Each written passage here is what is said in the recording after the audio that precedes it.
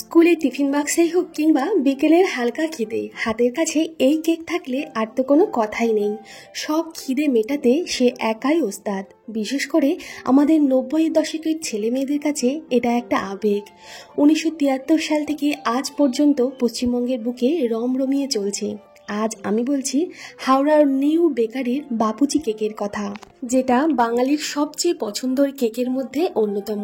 পশ্চিমবঙ্গের ঐতিহ্য বাপুজি কেক, যেটা খাওয়ার জন্য শীতকাল কিন্তু প্রয়োজন হয় না। শীত, গ্রীষ্ম, বর্ষা সবসময়ই চায়ের সাথে এক টুকরো এই কেক থাকলে খেতে কিন্তু ভীষণ ভালো লাগে। নমস্কার বন্ধুরা, মিঠাই ম্যাজিক সব কিচেনে আপনাদের সবাইকে অনেক অনেক স্বাগত জানিয়ে আজকে চেষ্টা করছি বাপুজি কেকের রেসিপিটা শেয়ার করার। বাপুজি কেকের প্যাকেটের গায়ে সবসময়ের জন্য ইনগ্রিডিয়েন্টটা লেখা থাকে, সেই ইনগ্রিডিয়েন্ট দিয়েই ঘরোয়া পদ্ধতিতে কিভাবে আমরা সুস্বাদু বাপুজি কেক তৈরি করে নিতে পারি সেই রেসিপিটাই শেয়ার করছি। চলুন পুরো ভিডিওতে আমার সাথে থেকে দেখে নিন। কেক তৈরি করার জন্য সবার প্রথমে কেক টিনটা রেডি করে নিতে হবে। দুটো অ্যালুমিনিয়ামের কেক টিন আমি এখানে নিয়েছি। আজকে মাইক্রোওয়েভ ওভেন আর গ্যাস ওভেন দুটো পদ্ধতিতেই কেকটা আমি আপনাদের তৈরি করে দেখাবো। কেক টিনে প্রথমে একটু রিফাইন তেল ব্রাশ করে নিয়েছি, চাইলে আপনারা মাখনও ব্রাশ করে নিতে পারেন।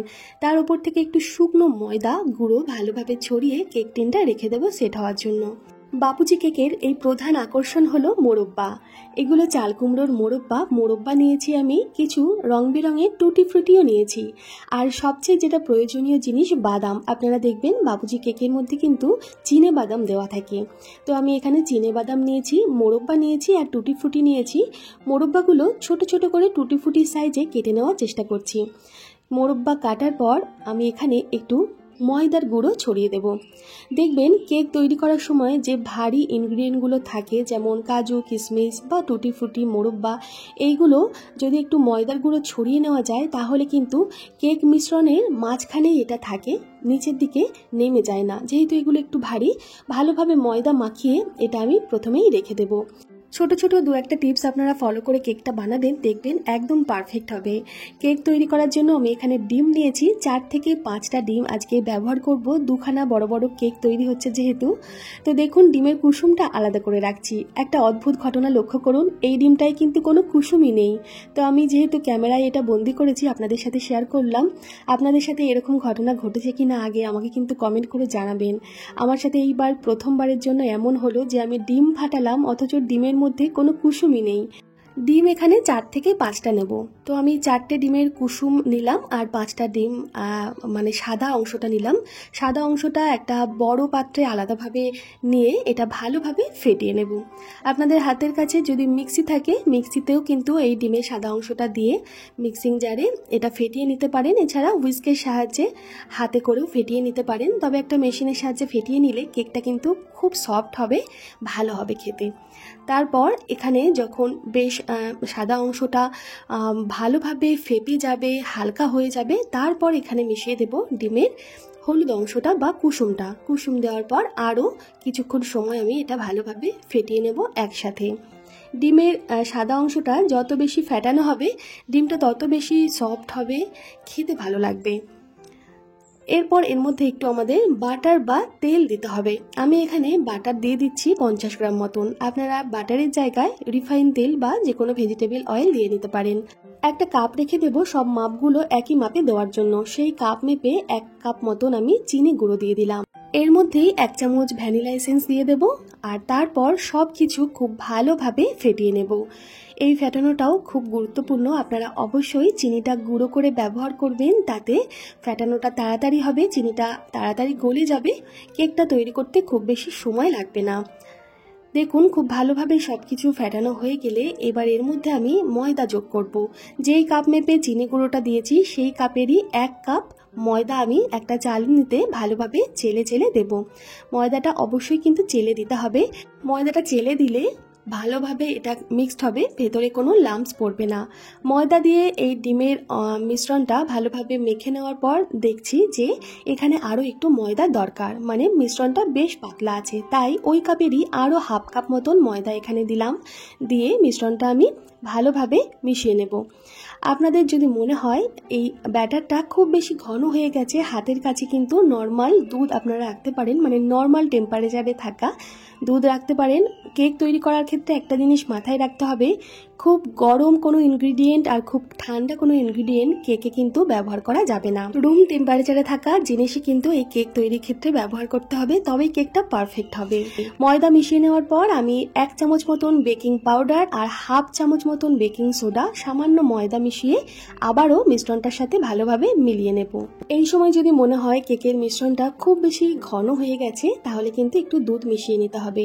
আর কেক যখন আমরা মিশ্রণটা মেলাবো, সব সময় চামচটা একদিকেই আমরা ঘোরাবো, এদিক ওদিক করে ঘোরাবো না। সব সময় একটা দিকেই চামচটা ঘোরালে কেকটা কিন্তু ফ্লাফি হবে, নরম হবে।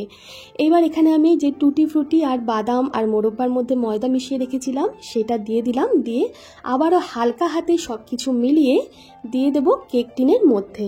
দুটো কেক টিনেই অর্ধেক অর্ধেক করে আমি ভর্তি করে দেব এই ব্যাটারটা দিয়ে। আর খুব ভালোভাবে কেক টিনটা ধরে এইভাবে ট্যাপ ট্যাপ করে নিতে হবে। এতে এই কেকের মিশ্রণের মধ্যে থাকা হাওয়াটা বাইরে বেরিয়ে গিয়ে কেকটা ভালোভাবে ফুলবে, নরম হবে, ভালো লাগবে। দুটো পাত্রে আমি অর্ধেকটা করে ভর্তি করে দিয়েছি দেখুন। এবার একটা পাত্রে আমি লবণ বসিয়ে দিয়েছি গরম করতে। এই লবণের জায়গায় আপনারা বালি ব্যবহার করতে পারেন।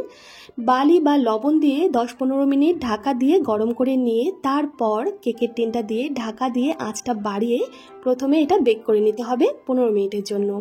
তারপর আঁচ কমিয়ে আরও 15 মিনিট বেক করলেই আমাদের কেক তৈরি হয়ে যাবে। আর মাইক্রোওয়েভ ওভেনে 180 ডিগ্রি টেম্পারেচারে 30 মিনিটের জন্য আমি কেকটা বেক করে নিয়েছি। দেখুন কেকের টিন সম্পূর্ণ ঠান্ডা হয়ে গেলে তারপর আমি আপনাদের সাথে শেয়ার করছি কেক যেমন সুন্দরভাবে ফুলেছে তেমন সুন্দর এর কালার এসেছে। আর পাত্রটার গায়ে ভালোভাবে অয়েল আর ময়দা ব্রাশ করে রাখার জন্য খুব সুন্দরভাবে কেকটা ঠান্ডা হয়ে যাওয়ার পর ডিমোল্ড হয়ে গেল। দেখুন আপনারা পেছন দিকে দেখতে পাবেন টুটি ফুটিগুলো কিন্তু খুব বেশি নিচের দিকে নেমে যায়নি, মাঝে মাঝে আছে। আমি যখন কেকটা কাটবো আপনারা বুঝতেই পারবেন। কেক ভীষণ নরম হয়েছে। আপনারা যেমন শেপে পছন্দ করবেন সেই শেপে কেকটা কেটে নিতে পারেন। বাবুচি কেক যেহেতু 4 চৌকো বা স্কোয়ার শেপে হয়, আমি প্রত্যেকটা কেক স্কোয়ার শেপেই কাটার চেষ্টা করছি। দেখুন কেকটা যেমন সুন্দর সফট হয়েছে তেমন ভেতরে এর টুটি ফুটিগুলো কিন্তু খুব সুন্দরভাবে ছড়িয়ে আছে। এই না যে টুটি ফুটি বা মোরব্বা বাদাম এগুলো ভারী হওয়ার জন্য একদম নিচের দিকে নেমে গেছে। আপনারা এই ছোট ছোট টিপস আর ট্রিক্সগুলো ফলো করে কেক তৈরি করবেন, দেখবেন কেকগুলো আপনাদের একদম পারফেক্ট হবে। আর এই রকম কেক খাওয়ার জন্য শুধু শীতকালই দরকার হয় না, বছরের যে কোনো সময় যে কোনো মুহূর্তে আমরা এরকম কেক কিন্তু তৈরি করে নিতেই পারি। বাচ্চাদের স্কুলের টিফিনেই হোক কিংবা সকাল সন্ধ্যের চায়ের কাপের পাশে এইরকম কেকের একটা টুকরো থাকলে ভালোও লাগে। বাড়িতে আত্মীয় স্বজন এলে তাদেরও আমরা চায়ের সাথে এরকম কেক সার্ভ করলে তাদেরও ভালো লাগবে। দেখুন প্রত্যেকটা কেক আমি স্কোয়ার শেপে কেটে তারপর সার্ভ করব। গরম গরম এই কেকটা খেতে ভীষণই ভালো লাগে।